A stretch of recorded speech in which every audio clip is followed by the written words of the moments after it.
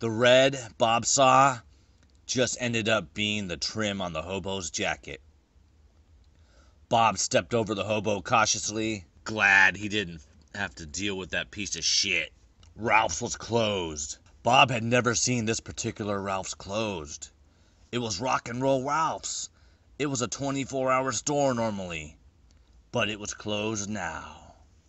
Bob noticed carts placed in front of the doors, almost looking like a barricade. Bob looked around. There were a few cars in the parking lot, but no one else to be seen. Bob threw the shotgun over his shoulder, actually using the fancy strap he bought at a gun show, only because the vendor lady had nice cleavage. He wedged his fingers in between the two sliding doors and attempted to pull them apart. It budged, but he could feel the lock. He wasn't forcing these doors open. He looked behind and scanned the parking lot again. Silence looked back at him as unusually low fog slowly crept over Sunset Boulevard. He had been to this Ralph's a million times. It was never this quiet. It was too quiet. In all the zombie movies he'd seen, it was never quiet like this. Shouldn't there be blood-curdling screams and the horrific moaning of the risen dead? Or maybe in this bath salt type zombie apocalypse, some sort of crazed naked guy running through the streets trying to eat someone's face? Maybe Bob was fast. Maybe all of his thinking about and planning for the zombie apocalypse was actually paying off. He could raid Ralph's and get first dibs.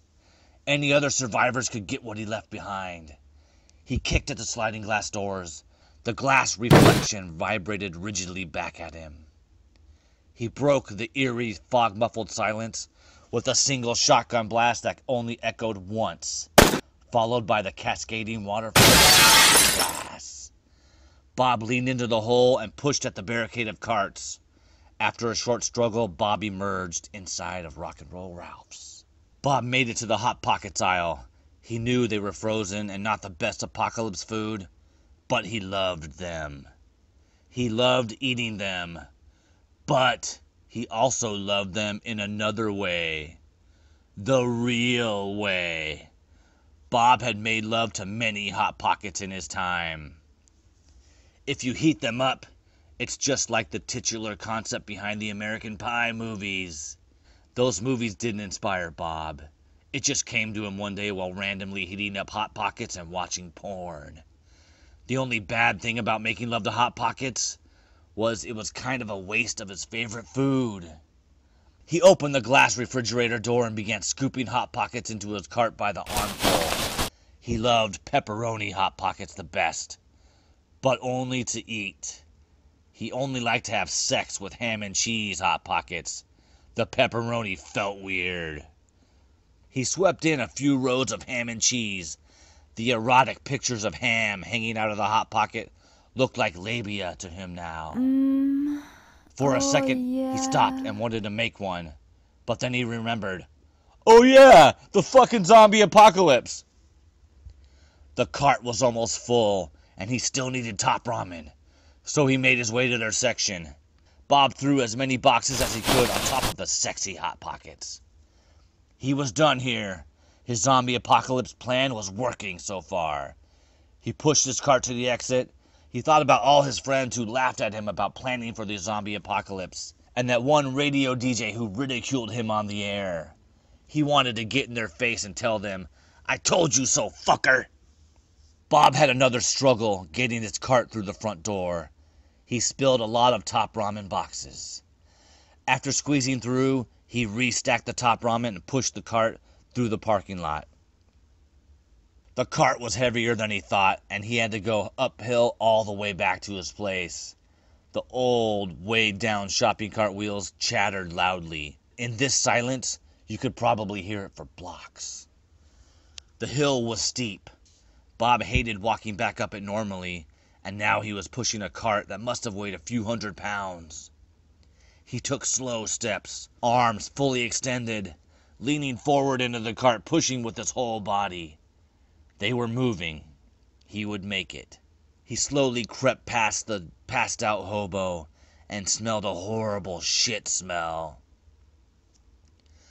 After a few seconds, Bob was extremely tired, but he knew he could make it if he kept pushing.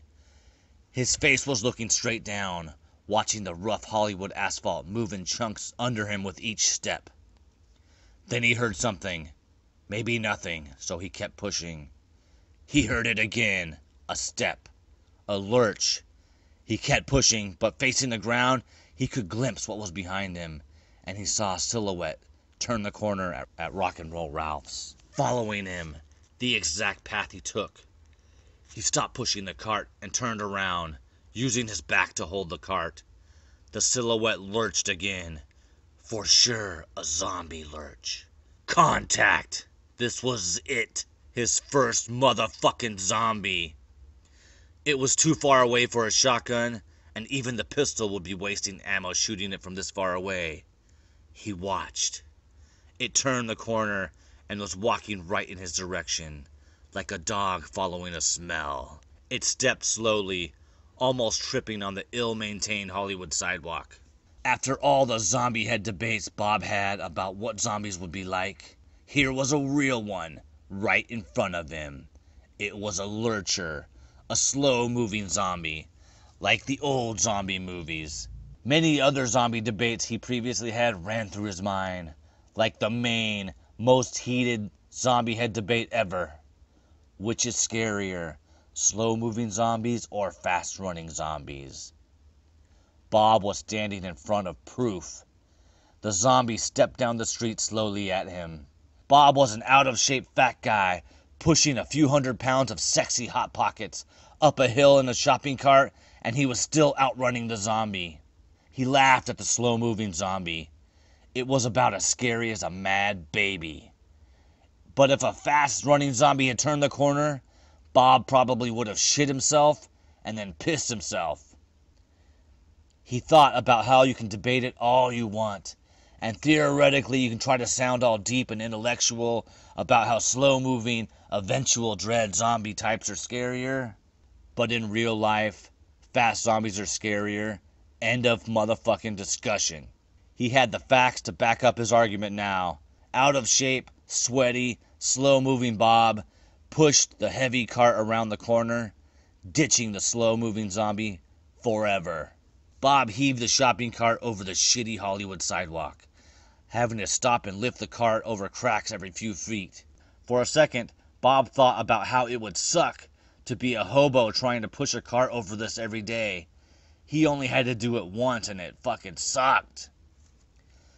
As he approached his apartment building, he noticed a dark lump near the entrance. It looked like a black trash bag, but when Bob got closer, he could make out it was a person lying on the ground. As he got even closer, it was his neighbor Steve, curled up in a ball in the middle of a pool of blood.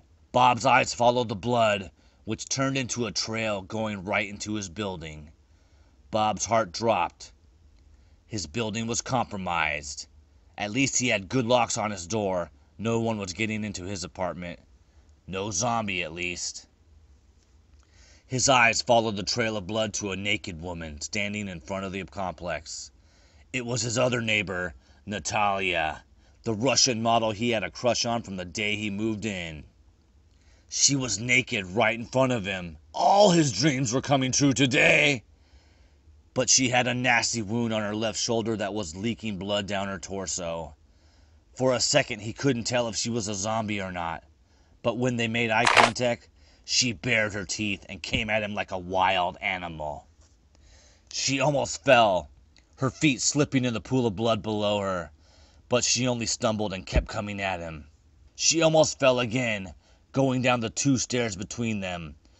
For as many seconds as possible, Bob stared at her medium-sized breast. In slow motion, they bounced in the stream of wet, hot blood, like some R-rated Evil Dead beer commercial. Her pubic area was also covered in a stream of blood, but he noticed she was fully shaven. Along with the zombie apocalypse, another subject Bob had spent a lot of time thinking about was Natalia's pubic hairstyle. He watched her come at him. He wanted to remember this moment if he lived for one more second or 100 years. If you think Bob should try and subdue the naked zombie Natalia and take her into his apartment, press 4A. If you think Bob should kill Natalia the zombie, press 4B.